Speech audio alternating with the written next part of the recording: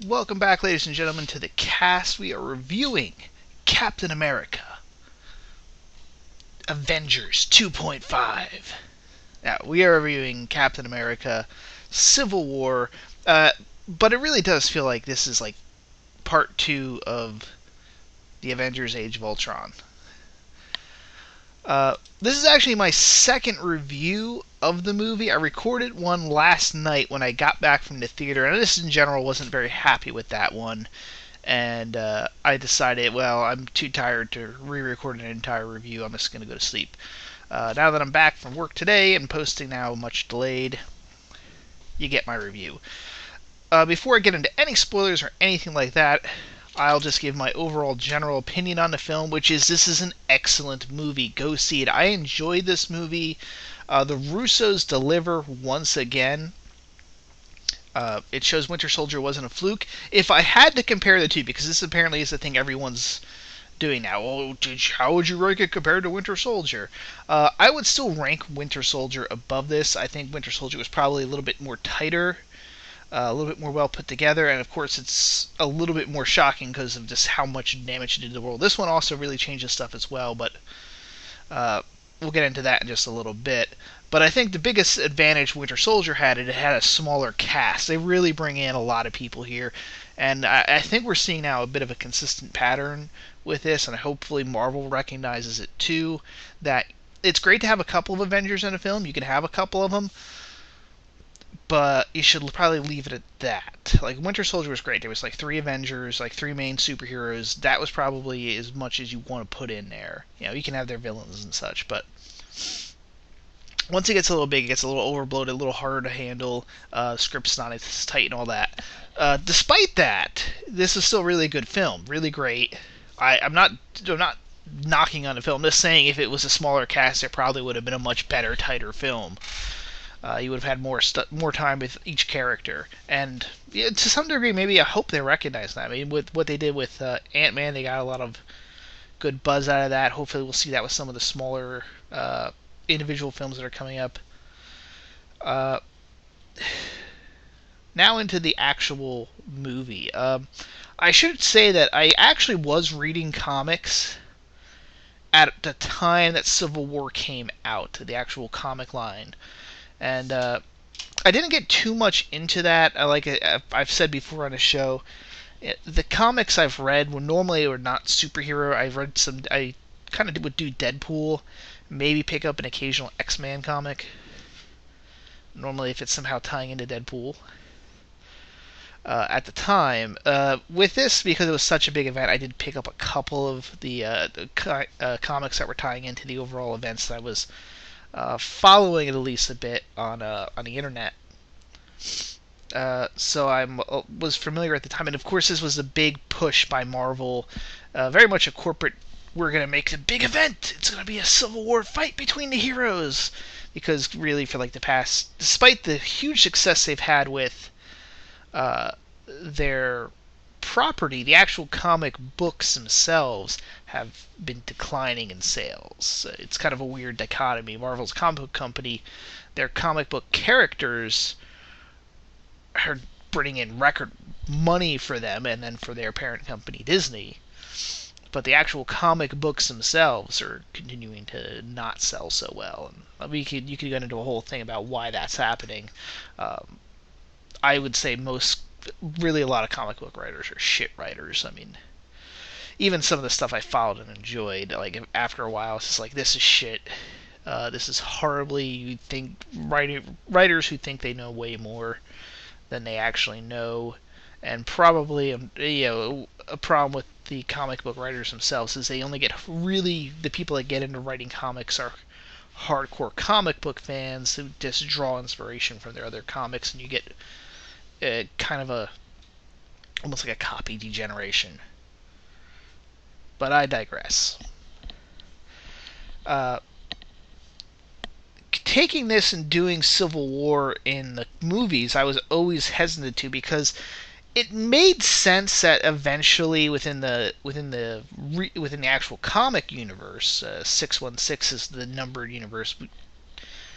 Don't ask me why; it's a whole big explanation. But in that it made sense because you had this huge history of like 50 years worth of events, superheroes running around blowing up stuff, and the joke always was, how do the people in this universe put up with this shit? And I think that's really the impetus of where that got started, the whole Civil War of just, maybe the people in the Marvel universe kind of want some regulations. They're getting a little tired of it, and you could really buy that in the actual comic universe because there's hundreds and hundreds of superheroes that are supposedly running around. Not only the ones that got their own books, but little side characters that showed up and are still officially in continuity and doing stuff. So there makes more sense for that. Here, the call for regulation, especially like the regulation part, as opposed to this, we're shutting you down. Like you're causing too much shit. You're like 12 people. There's really, that's it. There's like not even 12 actually. So you got Captain America. I don't want to count them right now, but it's they introduced, you get 2 new ones here in this movie, but that's it. That's for your enhanced individuals, and I think I saw somebody else point out. Really, you get bunch of them are not even enhanced, and I use that. Really, you've got Vision, Scarlet Witch are the 2 only with like actual superpowers. Captain America you can chalk up there as being he's the super soldier. There's 3. Maybe Stark, but not really. He's just really genius and he developed this tech. And everyone else is like highly trained secret agents or military who's also using tech. That's it. So there's really nothing special about most of the team outside of a lot of training. So the call for regulation, there hasn't been as many events. They try bringing up the whole the S.H.I.E.L.D. Winter Soldier events of the Winter Soldier, not him himself. The helicarrier's dropping down in DC. We're like, because S.H.I.E.L.D. was trying to launch a worldwide coup. Now, they could have brought the whole DC thing, ironically, more on Iron Man's side. I'll get into that in just a second with the whole what side are you on. But there's that event. There's, of course, all of Age of Ultron, which sets that up a hell of a lot better and more for that. There's the whole, not only the whole Sokovia thing with the stuff falling down, but the by the way, people keep on saying this scene happened in Wakanda. In Age of Ultron, where the Hulk's out in Africa and he smashes, that doesn't take place in Wakanda. That's South Africa. In the script, it's South Africa. Everything describing it's South Africa. The extras and the cops that show up, there's a reason why they have patches on their side that say South African Police. That was not scripted to be taking place in Wakanda. People just seem to be getting confused. That is, the implication in that scene is the whole Hannibal Claw character. He stole the stuff from Wakanda, but he's not keeping it there. He's in South Africa now. But yeah, that whole scene where the Hulk goes crazy and smashes up stuff, probably a lot more should be brought up a hell of a lot more. And those are kind of like the first events. They, of course, have another event in Africa. Africa kind of gets fucked over by the Avengers. They really don't even point that out in this film, but now we kind of think about it. That's 2 events in Africa where it's like, hey, yeah, you're a bunch of Americans fucking up Africa again. That's another point against for regulation. You guys seem to save New York, but Africa you kind of just fuck shit up. What else was there from the comics that was really... you could probably make stronger evidence of Thor, because of course he's not being in here, but the whole incident in the Dark World where another alien showed up and fucked shit up. They don't even bring that up. They bring up the DC one, which is stronger. Initially is more of a good, easy counterpoint, but how I fall on this, with all this said, there's some good points the movie makes with, I think on Tony Stark's side, but of course they make him an asshole. Now in the comics, they go way more overboard, and this, for as much as Marvel loves pushing this Civil War thing because it's, their whole thing, people really hated what happened with the Civil War books because it was supposed to be this whole, you can get on to either side of this. You can agree with either party. And kind of character-wise, you would expect really Captain America to be on the pro-regulation side and Tony Stark to be on the anti-regulation side. But I think they switched those two. I'm sure people are going to try to make some sort of argument about characterization. Oh no, this is truly no.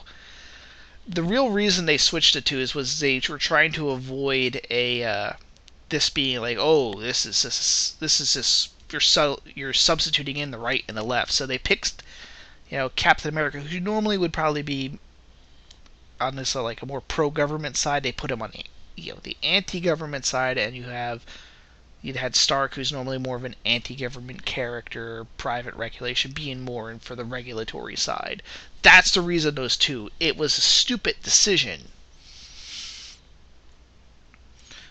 Because really everything character-wise, even watching this film, I still am like a bit, I don't see,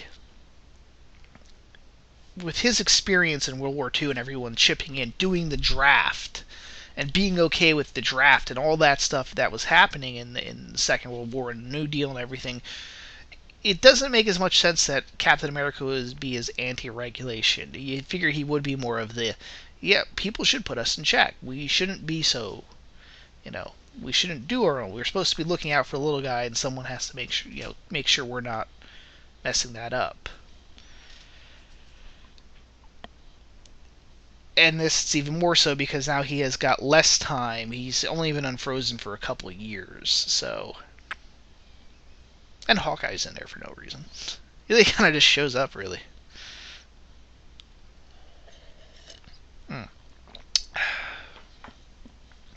But where I fall in this, I actually, looking at it, not from the arguments they make, but trying to look at it more objectively, there's a lot of sense to do more of the Tony Stark Team Iron Man side, because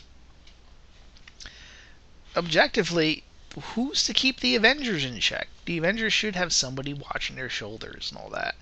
And I think the movie, again, like I said, the problem that happened in the comics was that it was supposed to be fair. Either side could go, and it ended the way everyone expected to end, but they weren't expecting.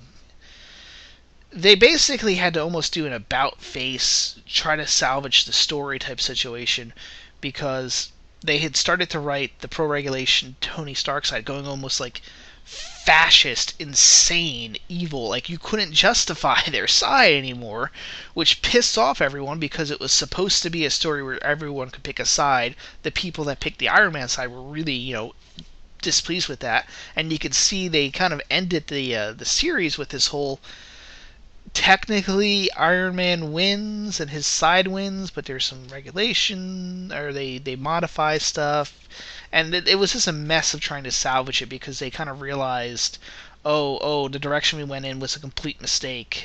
When we told people they could pick a side, we weren't allowed to actually tell them that one of those sides was flat out wrong and going to devolve.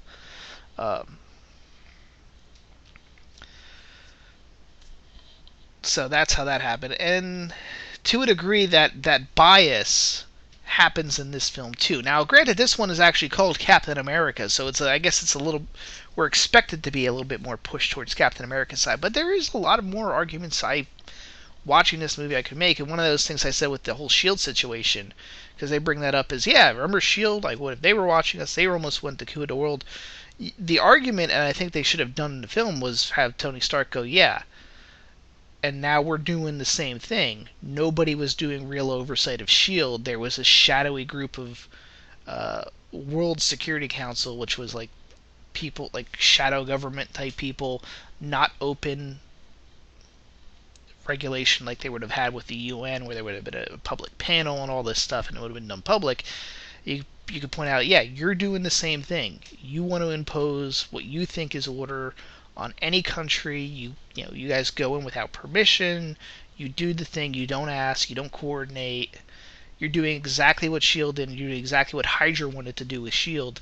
That's why we need this regulation, because it's a public regulation. It's not shadowy regulation.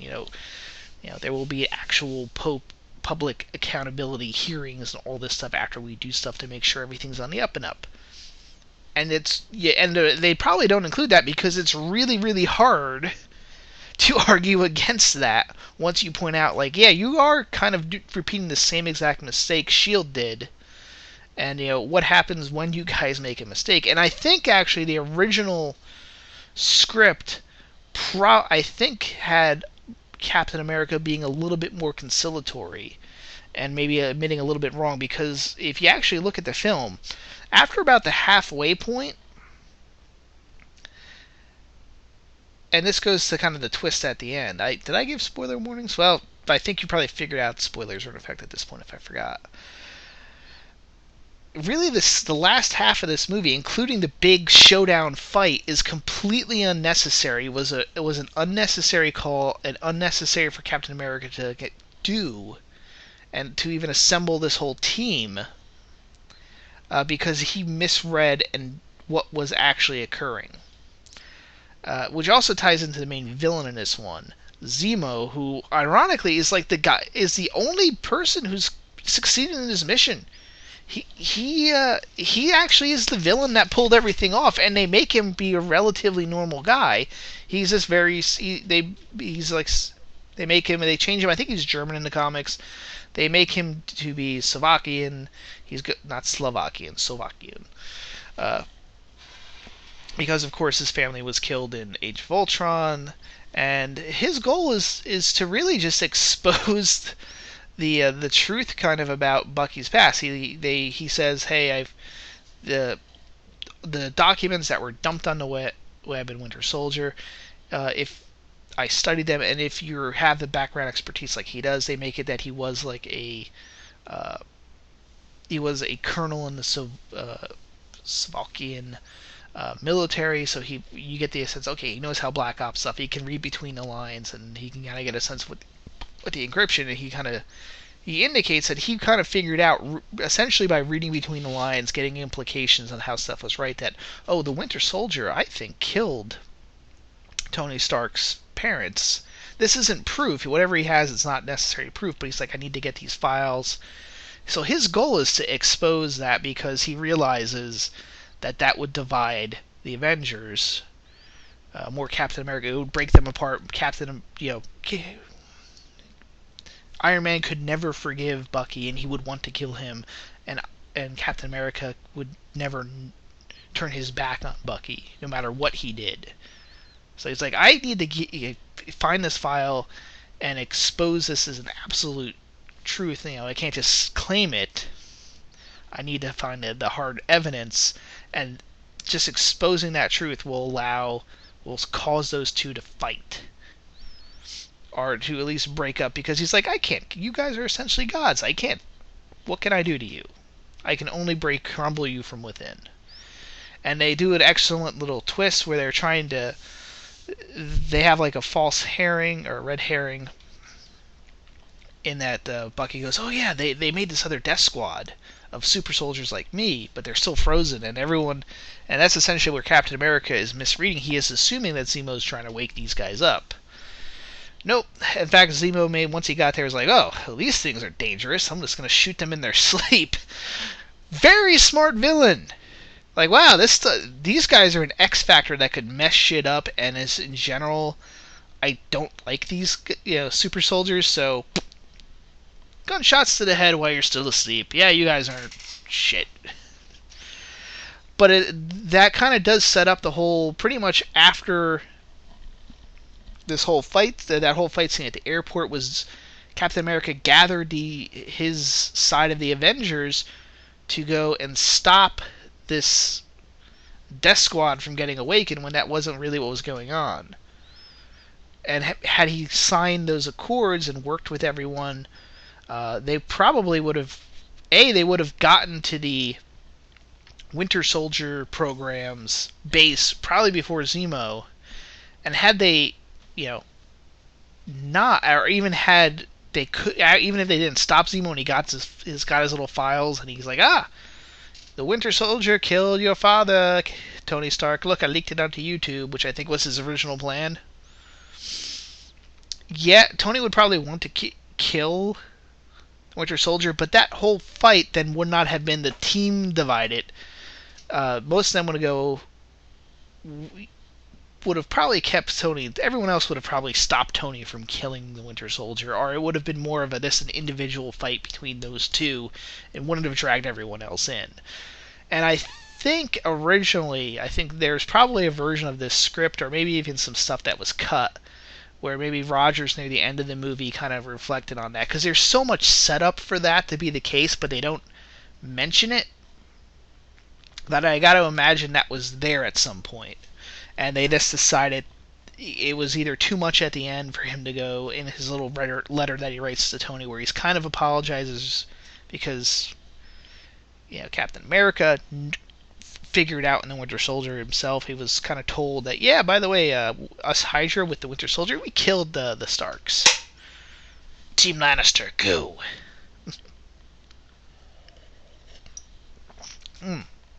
So, if they had put that in there, it would have been good. Because then it is that point where, both sides really did fuck up. Tony, way too harsh, way too into this, maybe a little too gung-ho with the, we gotta be stopped. But that makes sense for his character. He kind of gets on this, I gotta stop, I gotta protect everybody, and messes things up. He kind of did the same thing in Winter Soldier. You saw kind of a similar character trait occurring in both Iron Man 2 and 3. He kind of has this obsession. I don't know what people call it, whatever it is, but you can see from those movies, his characterization makes a hell of a lot of sense. Actually, they actually did a surprisingly good job to prep this. The other thing is also the Russos. Anthony and Joe Russo, the directors, are brothers. Such a fantastic job. These guys are actually great at really doing these as almost thrillers. Not only did they do the thriller, you feel more tension throughout these. They're not as overblown. They feel, ironically, slightly more grounded. I almost would compare these two as being, let me put it this way. I'm actually really glad that Marvel is now shifting away from Joss Whedon and really putting the Russos as their center director. Because these guys really do a great job, and they find this balance. Because if you look at the Avengers versus Batman versus Superman, what DC's doing, DC's being way too hard, way too trying to push this realistic, grimdark thing. Meanwhile, Joss Whedon, especially if you look at his two Avengers film, they're perhaps a little too light, or too Joss Whedon-y. The Russos seem to be the perfect balancing point between these two, where they can take these kind of over-the-top comic book things, and without really sacrificing that comic book nature of them, bring them into more of a real world, ground them a little bit more, ironically, while still being able to have giant Ant-Man running around. It's a very fine balancing point, but my God, they have it. Which is weird, because if you look at their filmographies, it's all, up until the Winter Soldier, it really was more, it's all like television comedies. I'm double checking here as I look, and it's like, yeah, you would not picture these two. I kind of want to see, like, when they're done with the whole Marvel thing, I want to see them do this like a straight up espionage film or political thriller. I think they'd be great at that. And you would never pick that looking at their filmography, which kind of shows where most people kind of, you see people like on the movie fights and stuff, and you go, if you had argued that, these guys are television people, they were going to do a horrible job. I guess this is where actual people in Hollywood, I guess, know more. A little, people might do something for a while because that's what they can get a job doing, but this is what they really want. Anyway, but I think if you want to get the idea of what I'm getting across with what I mean by I'm happy that they're going away from Joss Whedon into more with the Russos, compare two scenes. In Age of Ultron, that opening scene where the Avengers are fighting the army of Hydra. If you think there's like no tension in that scene. That's partially supposed to be the case, but at the same time, there's so much crap going on, but you're not even sure. You're just kind of sitting there. It was slightly underwhelming, actually, despite the fact that it's like armies of Hydrate. They got tanks. There's these guys flying around that kind of Iron Man-esque suits, and it's just there, and people are just, the Avengers themselves seem to barely care that they're there and are doing this weird banter. Versus, there's a scene in this film where the Captain America and the Winter Soldier are fighting off this not hundreds, but like dozens of German special forces guys. And in that scene, they're taking this fight very seriously. Despite the fact they're going through dozens of these guys, there is still tension. You feel both from the characters that if they mess up in this, these guys could beat them. And you even get the sense in there that had Captain America, because they were there to get the Winter Soldier, had Captain America not been there, they would have taken down Bucky. I mean, they would have taken a couple casualties, but they would have taken him down. And that, it works. There's this tension in the action scene because you feel the character could be beaten. Versus what was going on in Age of Ultron. And that's and both are, relatively early in the films, so it's not like they're the climax. They work for it. And this, of course, I'm going to have to talk about the two big new additions, Spider-Man and Black Panther. Black Panther, they did an excellent job. This really is almost like his back story, I guess, for his standalone, where he becomes king. You get a good sense of his character, who really is like the main subplot, is them building him up, introducing him. You could probably make an argument it doesn't fit with the main plot. I mean, because yeah, it does, because he's the one that actually brings in Zemo, and it's really then those two have an interesting characterization when it comes to vengeance, and he kind of learns that throughout the film he wants vengeance because his father was killed in this bombing. And when he sees that everything that was done was because Zemo wanted vengeance for his family, he comes to no, I'm going to take you in alive. I've seen what doing this being obsessed with getting vengeance for the death of your family will lead to, and I will become you. Which I think will probably be a good setup for then his character in the actual Black Panther movie. But the actor that they did a great job. I'm happy to see him. Or happy to see how they pulled him off.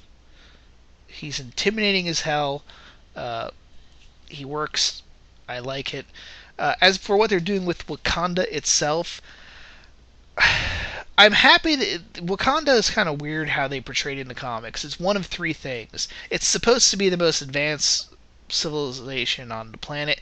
Really, unfortunately, that's like a side effect of overcompensation in the 60s for like, oh, we need a black character, which is kind of where that started from. And they decided to overcompensate by going, oh, and the most advanced country on the planet was Wakanda, but they're hyper isolated, and you're kind of this. The logic bomb goes off, at least in my head, because I'm like, no, if you're isolated, you don't become advanced. Advancement comes from exchange of ideals. So I would have just preferred Wakanda to be not like a shithole country, which is what I think some people think. That's what the people thought that the South Africa scenes in Ultron were in Wakanda. If you knew the comics, you knew it shouldn't be raggedy. I would have done Wakanda just as a first world country and make it. They're politically isolated, yes, but they have this. They do exchange. They're on the up and up. Yeah, they're not totally isolated. They're just very politically isolated.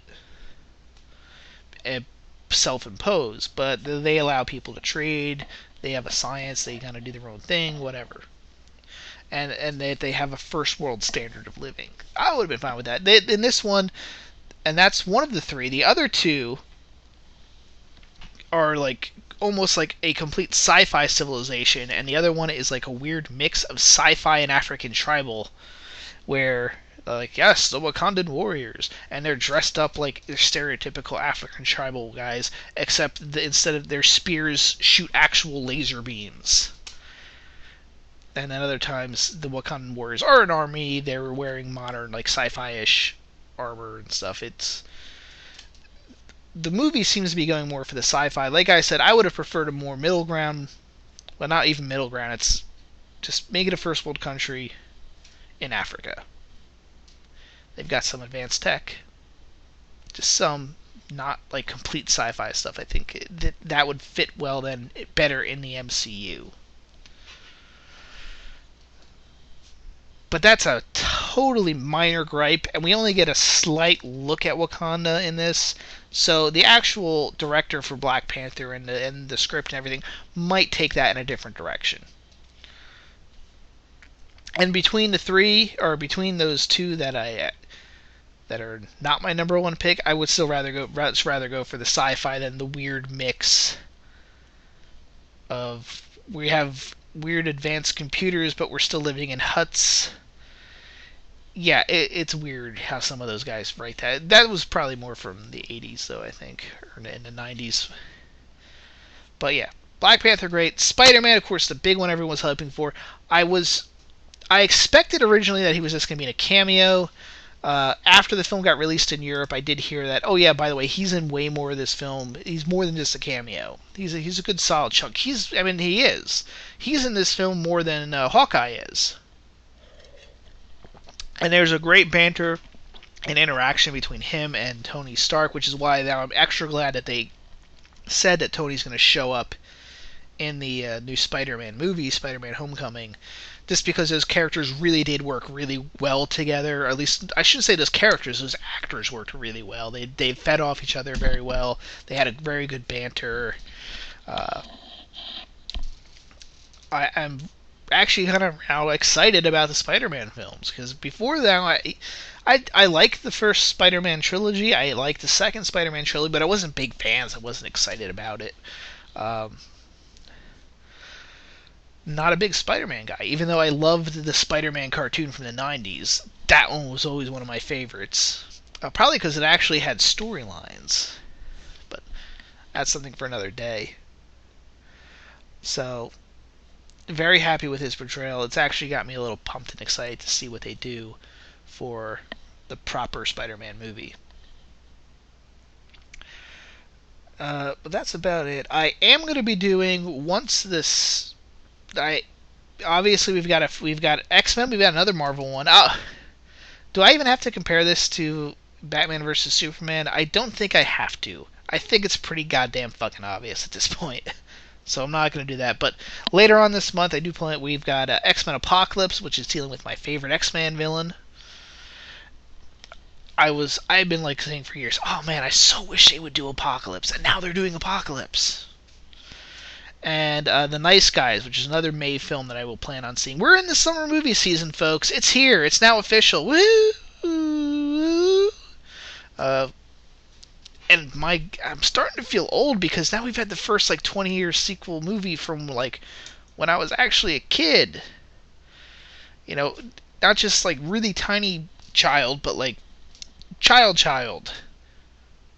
God, I remember Independence Day when it came out. Crap, this is supposed to be like how my parents felt when stuff was being released. Ugh.